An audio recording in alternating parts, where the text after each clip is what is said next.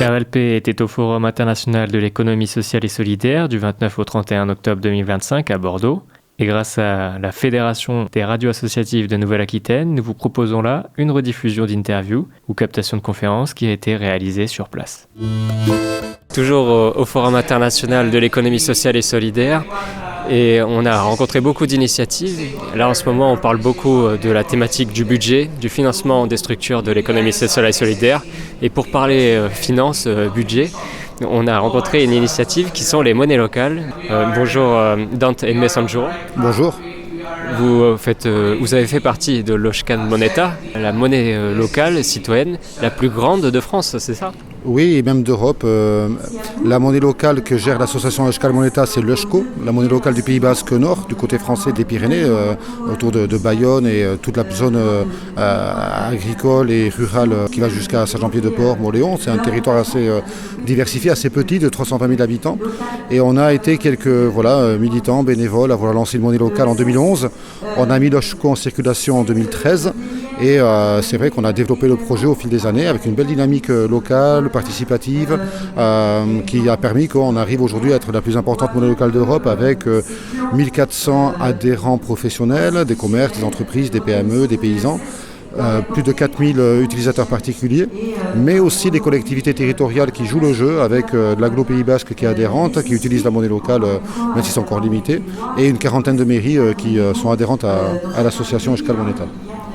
Mais alors, quel est l'intérêt ? Parce qu'on a vu aussi d'autres initiatives de banques éthiques où là, donc on passe d'une banque qui est polluante, entre guillemets, et on met nos sous, nos capitaux dans une autre banque, mais en utilisant la monnaie, l'euro en général. Quel est l'intérêt d'utiliser une monnaie locale tous les jours ? Qu'est-ce que ça apporte en plus ? Alors la première chose qu'il faut comprendre, et nous on l'a compris en avançant, c'est qu'une monnaie, ça n'est pas que de l'économie ou de la finance. C'est de l'économie, c'est de la finance, mais c'est aussi un outil social, c'est un outil territorial, c'est un outil de changement de pratique écologique. Donc la monnaie, en fait, même dans la théorie économique classique, la monnaie n'est pas que un outil économique. C'est ce qu'on appelle un fait social total qui va toucher à l'économique, au sociétal, au symbolique, au culturel. Et en fait, c'est vrai qu'on n'avait pas ce concept-là en tête quand on s'est lancé, mais on se rend compte qu'en avançant dans le développement du projet, ça a bien tous ces aspects-là. Donc quel est l'intérêt ? L'intérêt, on va commencer par l'intérêt économique. Les gens peuvent changer des euros contre de la monnaie locale. Ça peut être la gemme à Bordeaux, la gonette à Lyon, le lien à Saint-Étienne. Il y a 70 monnaies locales en France. On donne par exemple 100 euros et on va recevoir 100 unités de monnaie locale. Si je prends un lien à Saint-Étienne, un lien c'est 1 euro. Donc on n'a aucune perte de pouvoir d'achat. Mais il faut payer pour avoir la monnaie pour avoir la monnaie ? Il faut échanger. J'échange mes euros contre des liens. Et donc après les euros vont où ? Les euros vont dans un fonds de réserve, dans une banque de l'économie sociale et solidaire, donc c'est l'ANEF ou le Crédit Coopératif en général, et ils sont mis en réserve. C'est que, par exemple, à l'Eusko aujourd'hui, il y a 4,5 millions d'Eusko en circulation, 500 000 sous format de billets qu'on a imprimés et 4 millions sur des comptes en Eusko qu'on gère nous-mêmes de façon tout à fait indépendante. Donc il y a 4 500 000 Eusko en circulation, mais en face, l'association Euskal Moneta a 4,5 millions d'euros en réserve au Crédit Coopératif et à l'ANEF. Et donc la monnaie devient comme une banque finalement, puisque la monnaie locale Euskal Moneta a ses propres et qui circulent indépendamment de l'euro finalement après.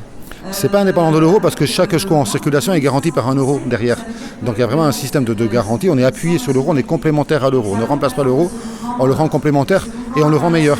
C'est-à-dire que l'euro c'est un outil économique, monétaire intéressant dans une perspective européenne. C'est-à-dire qu'il y a un projet de construction européenne, de citoyenneté européenne, de développement des échanges.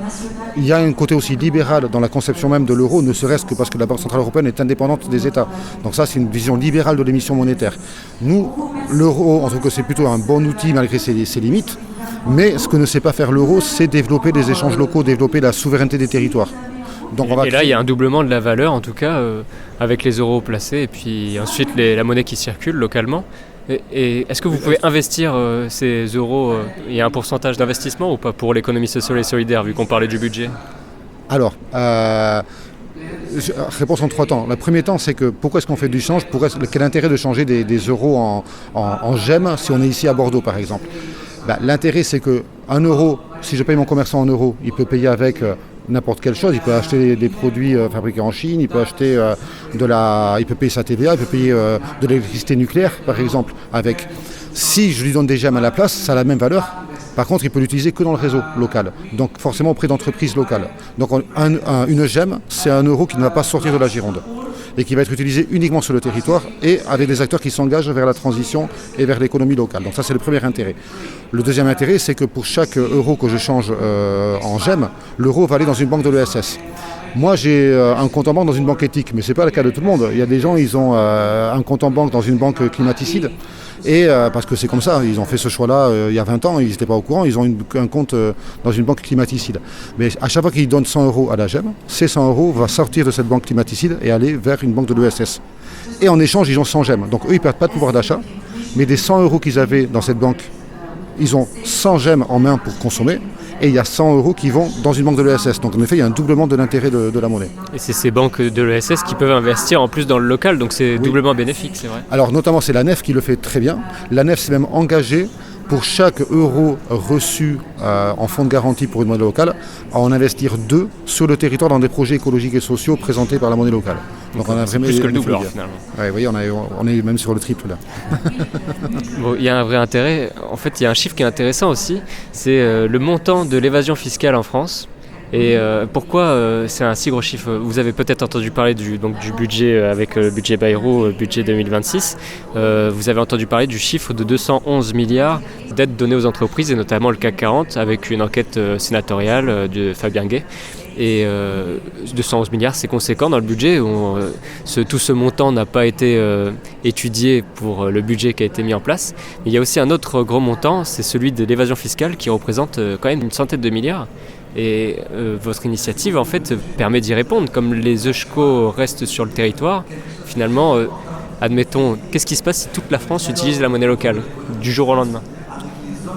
Ça, c'est une perspective un peu difficile dans le sens où si on n'a que de la monnaie locale, on est condamné à n'échanger plus qu'entre nous sans échanger avec les autres pays. Donc c'est un peu limitatif.